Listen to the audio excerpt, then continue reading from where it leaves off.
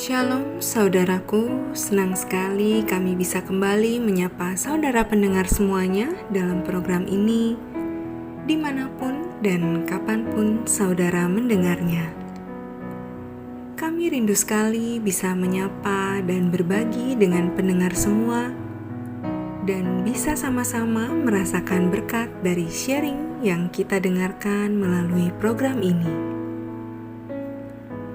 Pada kesempatan ini kita akan mendengarkan sharing pengalaman dari salah satu orang tua siswa sekolah Trinitas, yaitu Mama Samantha dan Victoria, bagaimana beliau mendampingi proses belajar anak-anaknya dan mengoptimalkan otak anak dalam masa perkembangannya. Sebelumnya saya mau ingatkan kembali untuk pendengar semua yang mau lihat lapak-lapak jualannya orang tua siswa Trinitas, bisa mampir dan follow Instagram @php.trinitas. Baik, tanpa berlama-lama lagi, mari kita dengarkan sharing dari Mama Samantha dan Victoria. Selamat mendengarkan. Salam kasih dalam Kristus kepada Papa, Mama, saudara-saudari sekalian dimanapun kita berada. Saya sangat bersyukur dapat kesempatan dari Chapel Orang Tua Sekolah Trinitas Bandar Lampung untuk sharing online. Sudah hampir setahun ini anak-anak kita sudah tidak sekolah offline karena pandemi COVID-19. Maka para orang tua mau tidak mau lebih banyak terlibat dalam usaha kita mendampingi pelajaran sekolah mereka. Karena anak-anak sekolah daring, otomatis waktu dan kesempatan mereka ditemani guru-guru sekolah jadi berkurang. Tidak kita pungkiri apa yang anak-anak dapatkan via kelas online sangat terbatas. Tapi biarlah kita tetap disemangatkan untuk terlibat semampu kita dalam kehidupan anak-anak.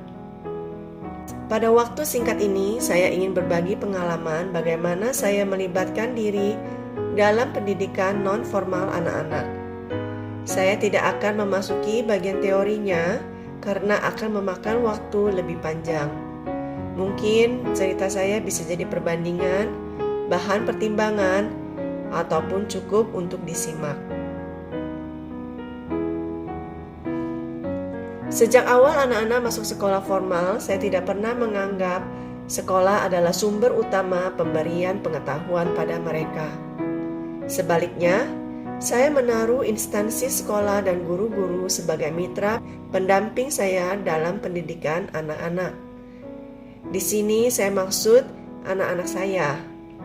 Sayalah orang tua mereka yang memegang peran utama yang memutuskan apa yang penting dan tidak penting dalam pendidikan mereka.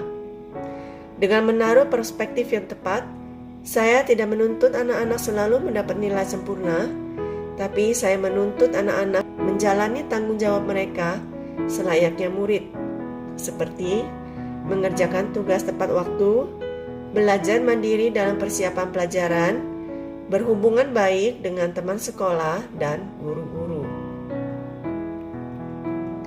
Sebagai orang yang pernah menjalani pendidikan formal juga, saya memetik beberapa tanggapan yang mungkin banyak orang tua setuju, tapi tidak berani mengambil keputusan untuk berbuat beda dari kebiasaan mainstream. Berapa tahun yang lalu, saya tanpa sengaja mendengar penjelasan seorang profesor Universitas Taiwan berbicara tentang pentingnya anak-anak dari usia kecil sedini mungkin mulai membaca. Banyak orang tua sudah pernah dengar ya klaim ini, tapi profesor ini berlanjut lebih detail. Dia menjelaskan dari janin yang memiliki nyawa, janin ini sudah mampu mendengar. Dan sejak itu sebaliknya, sudah bisa kita bacakan pada janin ini.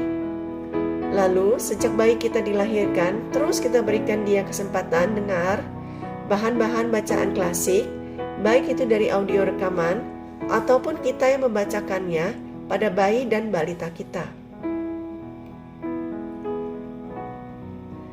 Pertama kali saya mendengarkan penjelasan cara ini yang paling efektif untuk anak-anak belajar, saya terus mencari materi yang mendukung argumentasinya. Karena sekarang era digital, Tidak sulit saya mendapat banyak informasi yang mendukung apa yang saya mulai yakini. 1. Bagian tubuh manusia paling dini berkembang adalah telinga. Maka bayi lebih sensitif dalam pendengaran daripada penglihatan. Sebelum bayi dapat melihat jelas muka orang tuanya, bayi lebih dulu dapat mendengar suara pengasuhnya, yaitu orang tuanya. Kedua, bahasa manusia lebih dulu berkembang daripada nalar. Maka sejak bayi, manusia sudah dipersiapkan untuk menerima pembelajaran bahasa sekitar mereka. Contohnya, jika seorang anak tumbuh besar dalam keluarga monolanguage, keluarga yang hanya menggunakan satu bahasa, maka anak itu hanya bisa lebih fasih dalam satu bahasa dibanding dengan anak yang dibesarkan dalam lingkungan keluarga yang multilingual. Pada waktu yang sama, anak itu mendengar beberapa macam bahasa yang dibicarakan oleh orang tuanya ataupun anggota keluarganya. Maka anak ini akan mendapatkan nilai tambah dalam menangkap beberapa bahasa asing pada waktu yang sama. Mereka belajar ini semua tanpa memilah-milah, karena itu semua mereka serap dari otaknya.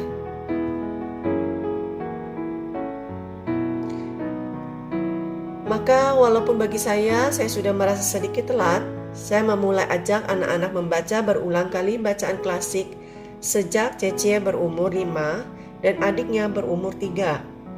Satu bab bacaan akan saya suruh mereka baca berulang sampai 60 kali. Kemudian lanjut ke bab baru. Umumnya di pengulangan antara 20 kali, mereka sudah menghafal teks bacaan tanpa mengenal alfabet dan arti teksnya. Mengapa saya berkata demikian? Karena mereka sudah bisa menghafal pada umur 3 itu dan umur 5. Di mana mereka, Cece baru di kelas TK ya, baru belajar bahasa Indonesianya.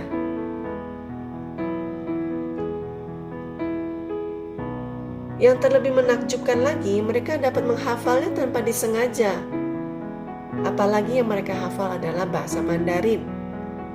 Tentu mereka tidak mengenal karakter-karakter Mandarin saat itu. Rutinitas ini saya teruskan sampai sekarang, dan berarti sudah berjalan 5 tahun lebih. Target saya adalah kebiasaan ini dilanjutkan sampai anak-anak berusia 13 tahun. Karena pada umur itulah otak manusia akan bertumbuh pada ukuran maksimalnya, yaitu otak dewasanya.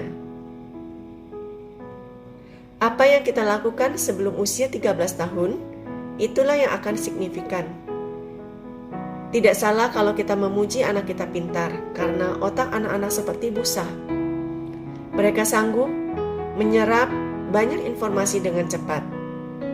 Maka sebagai orang tua, kita harus cepat tanggap dan memberi kesempatan yang tepat sesuai umurnya.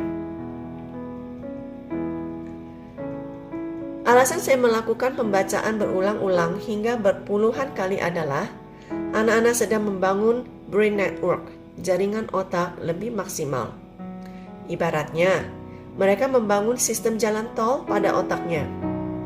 Ketika jalan tol lengkap dan lebar dan kokoh, anak-anak lebih mudah menyerap informasi baru, pembelajaran baru. Jadi penghafalan ini beda sifatnya ketika anak-anak sekolah menghafal materi ujian. Selain bacaan klasik yang mereka lakukan tiap hari, saya membuat rutinitas baca buku cerita setiap hari. Dalam hal ini, saya tetap memilih buku cetakan ya, bukan e-book. Saya sangat menitik beratkan literasi, karena kemampuan literasi adalah dasar dari segala ilmu pengetahuan. Semua mata pelajaran, jurusan ilmu pengetahuan yang akan mereka hadapi di sekolah dan perguruan tinggi sangat berpengaruh pada kesanggupan mereka mengartikan isi teks, penjelasan dan pertanyaan akan topik yang dibahas. Di pagi hari mereka baca buku sendiri, sedangkan tiap malam saya menemani mereka baca buku cerita. Disinilah mereka akan memperkaya imajinasi mereka. Selain baca-membaca, saya berikan mereka mainan building blocks seperti Lego. Dari Lego, mereka belajar melihat instruksi gambaran tridimensi ke aktual bangunan 3 dimensi. Mereka belajar mencari potongan kecil Lego dengan berbagai macam warnanya dan berbagai bentuk. Mereka juga bisa mendesain model dari inspirasi mereka sendiri jika tidak ingin mengikuti buku panduan. Jadi bagi saya Lego ini mencakup banyak segi ya, melatih banyak segi, seperti matematika secara sederhana dan juga seninya.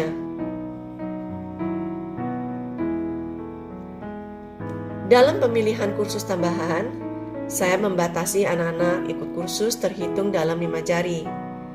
Dan apa yang saya tentukan anak-anak daftarkan harus dijalani paling sedikit 2 tahun untuk menilai apakah mau dilanjutkan atau tidak, berguna atau tidak. Saya tidak mau coba-coba hanya beberapa bulan, tapi pastikan dulu apakah berguna kursus yang akan ditekuni bagi mereka dan akan kami jalani dengan tanggung jawab. Kami jalani termasuk saya di dalamnya, karena saya juga harus komitmen untuk mengantar jemput anak pergi les, memantau dan mengingatkan mereka tugas yang diberikan apakah sudah mereka kerjakan. Soal ikut lomba-lombanya, saya punya pendapat sendiri loh. Dan ini hanya menurut saya. Saya tidak mendorong anak selalu ikut lomba, karena inti yang saya ingin ajarkan bukan meraih prestasi dari lomba, tapi dari rutinitas dan ketekunan mereka berlatih dalam jangka panjang.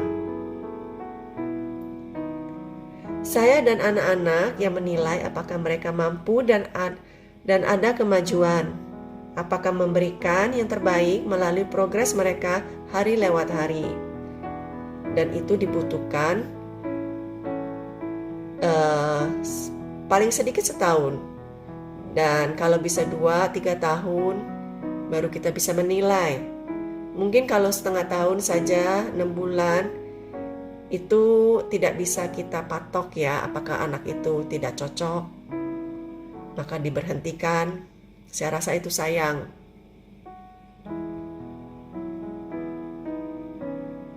Dalam pendidikan anak, saya sebagai orang tua, sayalah penuntun utamanya, karena saya yang paling mengerti kemampuan masing anak-anak. Guru-guru di sekolah adalah insentif yang berharga dalam mendidik di bidang ilmu pengetahuan yang tidak dapat saya tangani. Tapi saya juga yang menilai dan tidak semena-mena menuntut anak-anak harus mengerti suatu bidang ilmu di umurnya saat ini. Contoh matematika dan IPA. Nalar atau logika akan menyusul sesuai umurnya bertambah. Maka saya rasa orang tua tidak perlu menekankan anak-anak harus nilai bagus pada IPA dan matematika. Karena dengan berjalannya umur, nalar pun akan bertambah. Maka bersabarlah kalau anak agak telat untuk mengerti dalam soal matematika atau IPA. Sedangkan kemampuan anak paling siap berkembang di usia dini adalah bahasa. Yang saya maksud di sini bukan bahasa Indonesia, tapi language. Maka dari kecil saya menanam kegemaran membaca pada anak. Dengan banyak baca, secara alami mereka akan kaya dengan kosakata-kosakata yang akan diperlukan dan berguna untuk berbagai mata pelajaran. Dan dalam membaca, mereka akan mendapat ilmu yang juga akan ditemukan dalam kurikulum mereka nanti. Tapi saat sebelum masuk pada materi pelajaran sekolah, tanpa tuntutan untuk menghafal atau mengerti, mereka sudah sekilas mendapat gambaran, pelajaran secara dasar tentang sesuatu hal. Dan mereka dapatkan itu secara dinikmati, bukannya karena paksaan diharuskan. Dan itu hasilnya akan lebih maksimal.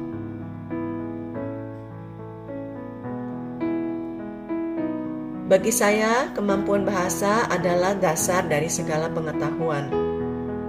Anak saya sekarang kelas 3 dan 4. Sampai saat ini,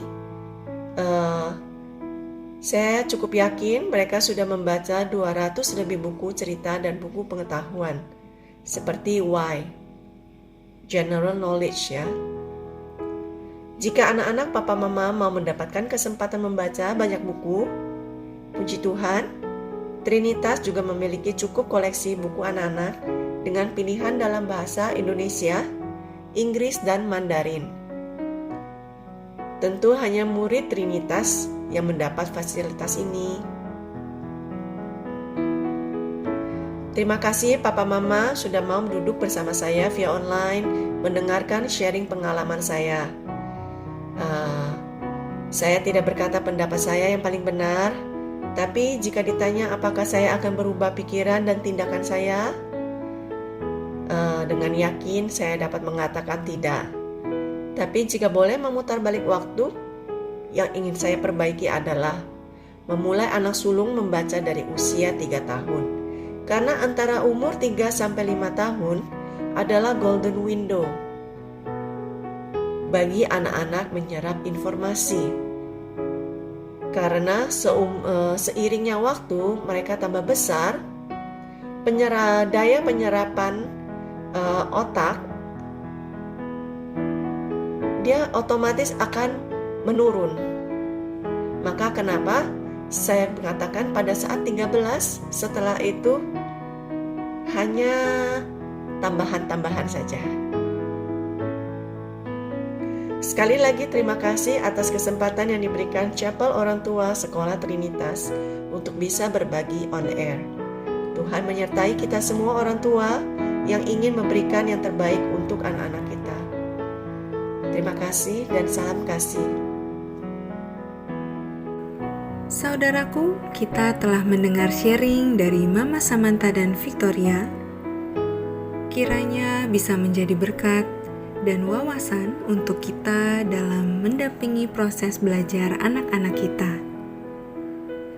Terima kasih atas kesediaan saudara semua meluangkan waktu untuk mendengarkan program ini. Selamat melanjutkan aktivitas untuk pendengar yang masih akan beraktivitas, ataupun selamat beristirahat untuk saudara yang meluangkan waktunya mendengar program ini sambil beristirahat. Tuhan Yesus memberkati.